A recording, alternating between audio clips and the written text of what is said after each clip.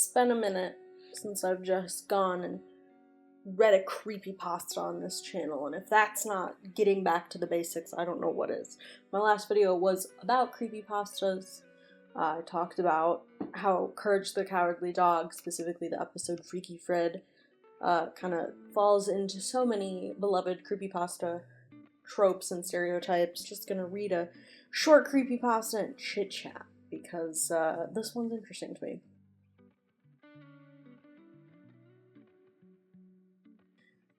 If you don't know me, my name is glitchwitch.jpg. I make videos about internet horror. Analog horror and digital horror are kind of my favorites, and it seems the audience's favorites as well. But yes, analog horror, digital horror, creepypastas, internet urban legends, ARGs, and sometimes survival horror, which just means Silent Hill. I've said that so many times. I'm going to say it so many more times. And today we're going to be talking about a little creepypasta called The Expressionless. Now, this one, the reason that I wanted to cover this one is because one of my YouTube members, So-Called Punk, commented a while back on my 12 minutes, which is another creepypasta video, because I had asked the audience, what is the creepypasta image that like freaks you out? Really for no good reason. If you're a longtime viewer of glitchwitch.jpg, you will know that for me that is Jeff the Killer. I don't like that picture. I feel really stupid. So deeply stupid that that is the one that makes me want to throw up. And in this case, for So-Called Punk, it's the picture that goes with the Expressionless. So that made me want to revisit this, and while I did, I found out that I had a big old case of remembering incorrectly-itis that I'll get into a little bit later. And no, I will not be blaming me being stupid on the Mandela effect. I will admit that I'm just stupid. I'm not shading anyone who believes in the Mandela effect. I just think some people, you know, will blame any time they misremember something on the Mandela effect. And I think that there's a middle ground, you know what I'm saying? Also, can you see my eyes twitching, making sure that my brain says the Mandela effect and not the Mandela catalog? I had to make an effort. Anyway, let's read The Expressionless. This is very short. I am reading this off of creepypasta.org because I saw a Reddit comment from the author, Theodore J. Leah. Forgive me if I mispronounced that, Theodore. Saying that this is like the closest to the original because this story has gone through a lot of copy pasting, people editing and rewriting it. It's like a lot of the reposts and stuff on Reddit have been taken down because Theodore seems to be kind of on it. Not in like a rude, like, how dare you copy paste my creepypasta, but more like, why don't you just copy and paste the original one? That's the point of a creepypasta, which valid, totally get that. But I'm still gonna go off of that. They were 19 and in university when they wrote this. I'll tell you a little bit more about them later.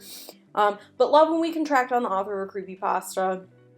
I've been able to do that for a few of the ones I've covered here, but I always like when you can, you know, put a name to it and then support work they've gone on to do. But anyway, and I'm gonna pop up the picture that went with the Expressionless because this is one of those classic creepypastas that had an image accompany it. And to my knowledge, they came at the same time. Like, Theodore posted this story with this image. It's not a case of like, the Jeff the Killer image went through like 6 different versions and then a story got written about the picture. They were together, you know, so that makes, I think, the like symbiotic relationship of the image and the story work very well because like clearly the image inspired it, but I also think like the author may have had this idea in the first place. I don't know, I'm not a writer. Anyway, I'm gonna read The Expressionless on creepypasta.org, which y'all know I'm usually a creepypasta wiki girly, but I've been known to frequent creepypasta.org time and time again. Okay. Also, content warning, animal cruelty. It's very unnecessary in my opinion. I think it's a classic case of creepypasta going too far for no reason. But here we go. In June 1972, a woman appeared in Cedars-Sinai Hospital in Los Angeles, California, in nothing but a white, blood-covered gown. Now this, in itself, should not be too surprising, as people often have accidents nearby and come to the nearest hospital for medical attention. But there were two things that caused people who saw her to vomit and flee in terror. The first being that she wasn't exactly human. She resembled something close to a mannequin, but had the dexterity and fluidity of a normal human being. Her face was as flawless as a mannequin's, devoid of eyebrows and smeared in makeup. There was a kitten clamped in her jaws so unnaturally tight that no teeth could be seen, but the blood was still squirting out over her gown and onto the floor. She then pulled it out of her mouth, tossed it aside, and collapsed. From the moment she stepped through the entrance to when she was taken to a hospital room and cleaned up before being prepped for sedation, she was completely calm, expressionless, and motionless. The doctors thought it best to restrain her until the authorities could arrive, and she did not protest. They were unable to get any kind of response from her, and most staff members felt too uncomfortable to look directly at her for more than a few seconds. But the second the staff tried to sedate her, she fought back with extreme force. 2 members of staff had to hold her down as her body rose up on the bed with that same blank expression. She turned her emotionless eyes toward the male doctor and did something unusual. She smiled.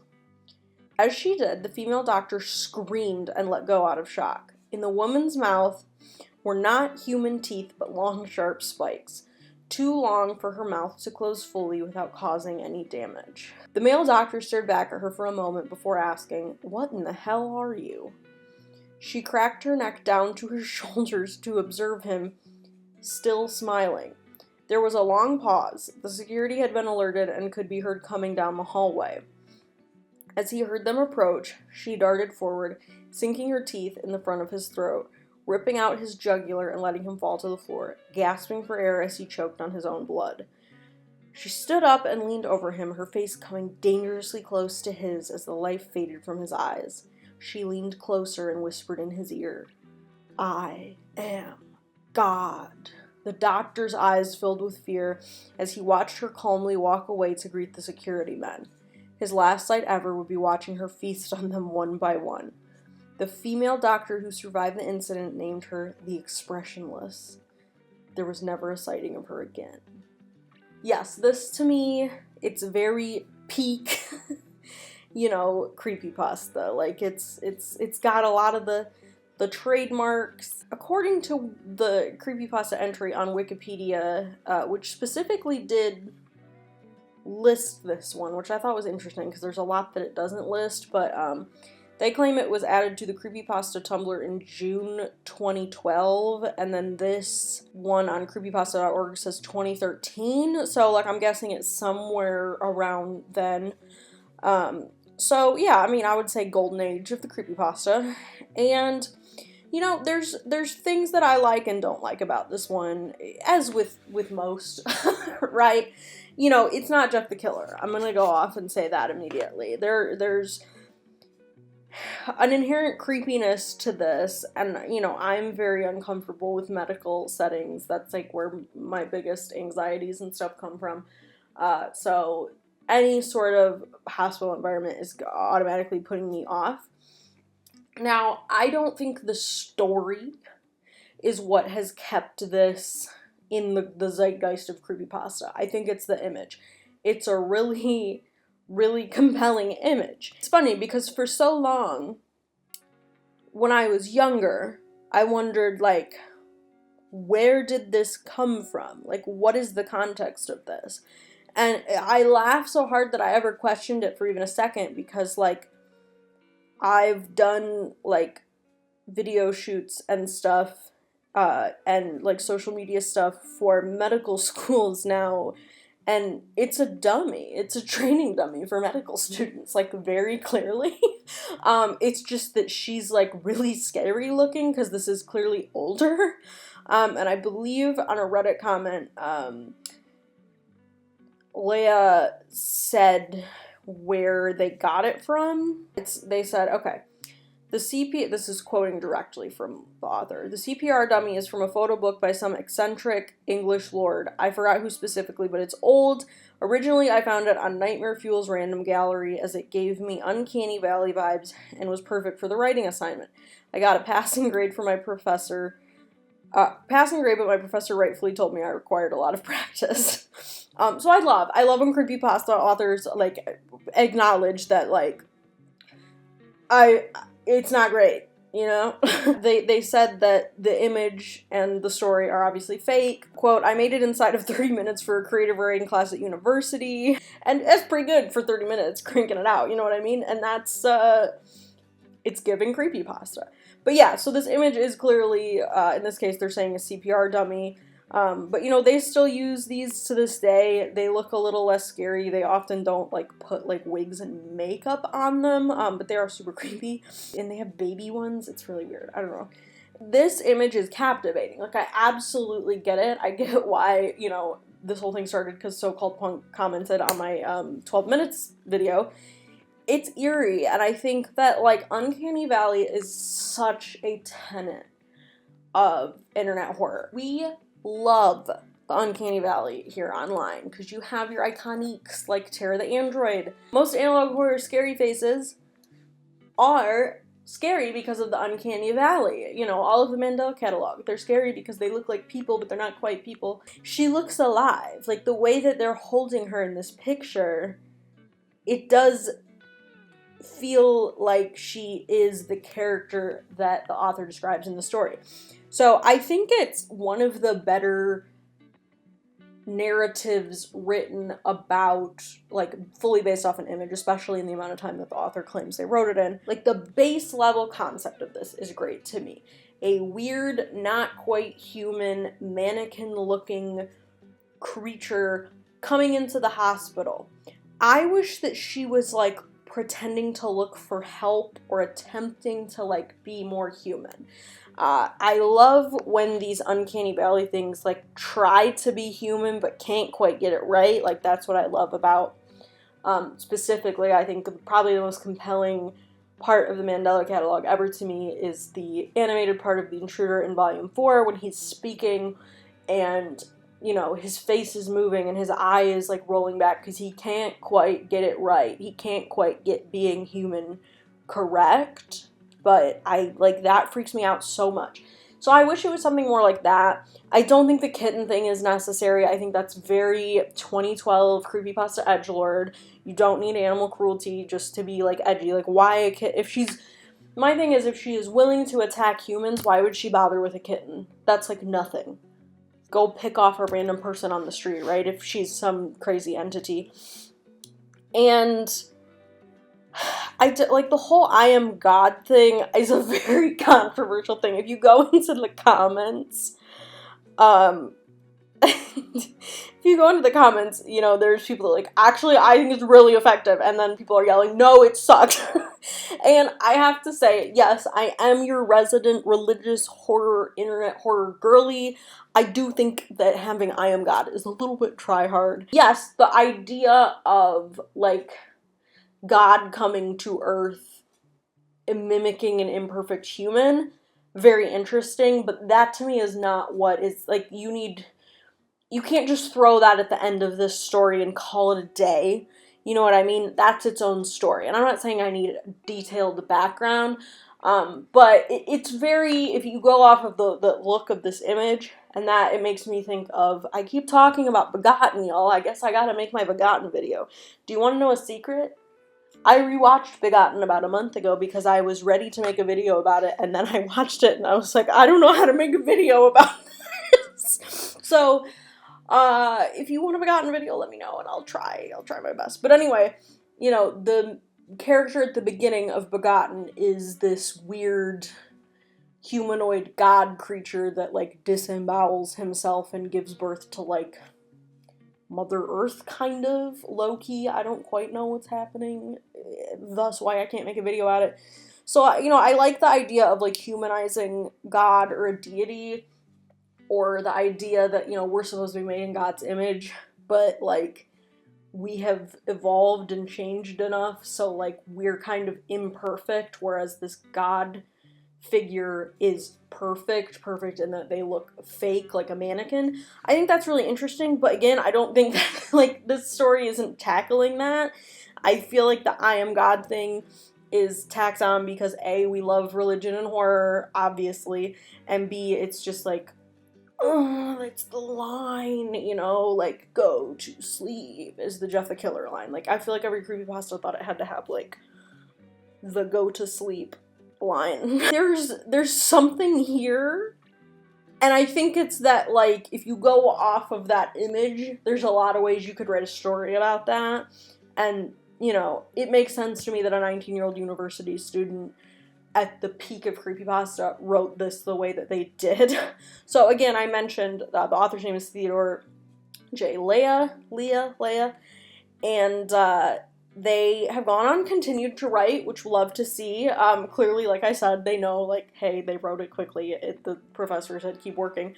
But they have books on Amazon and have written a lot of, you know, mostly horror stuff, it looks like.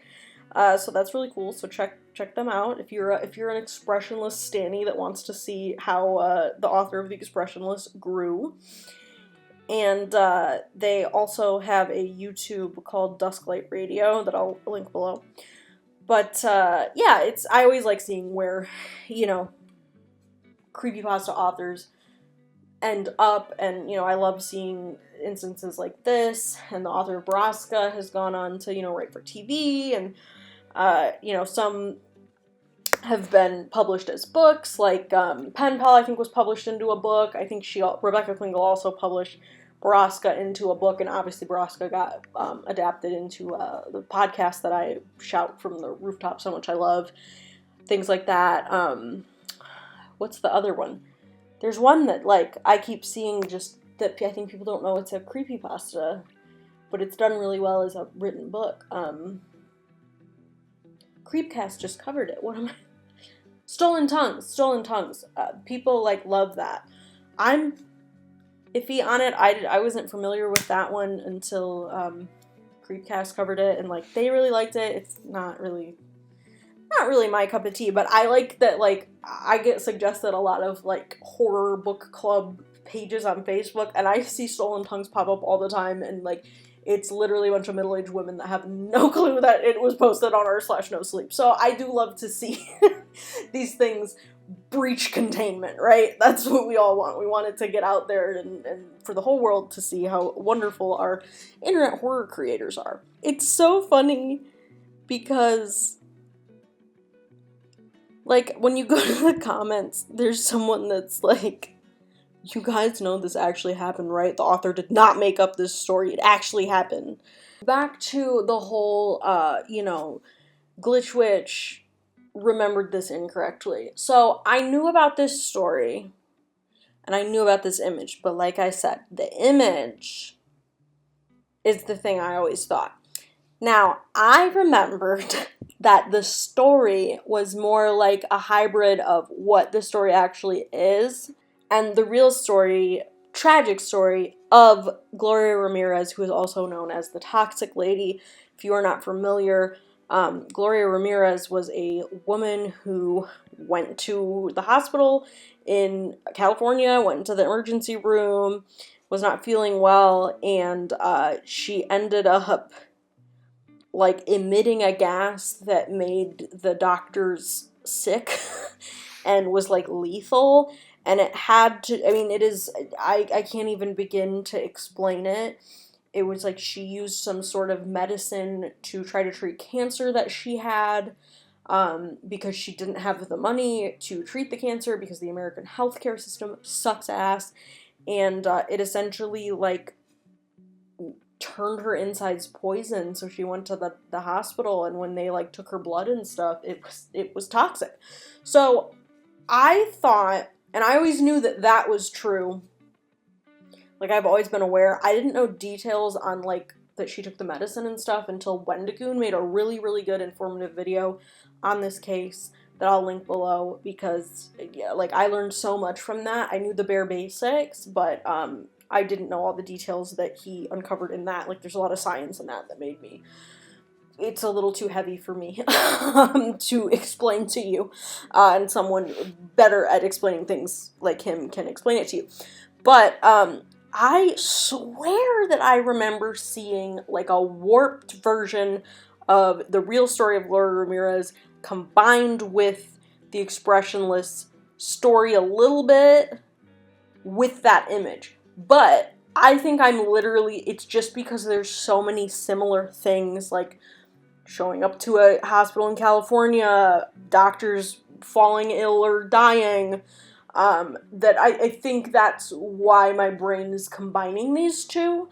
I looked to see if there was any instance of that image being associated with Gloria Ramirez, and I'm not seeing it. So I genuinely think this is a case of me just fully combining the two in my head, and like I said, I'm not gonna blame that on anything but me being a dumb bitch. If you've been around glitchwitch.jpg before, you know that I do have my dumb bitch moments, and it makes me human and not a freaky, expressionless mannequin like God here, right?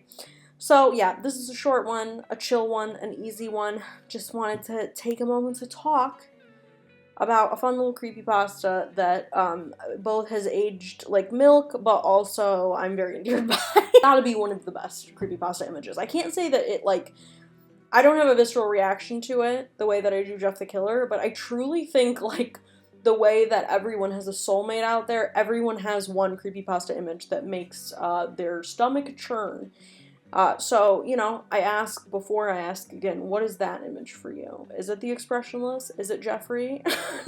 Is it something else? I have a friend who it's the damn Russian sleep experiment spirit Halloween prop. You know, everyone's got their creepypasta image that they cannot handle.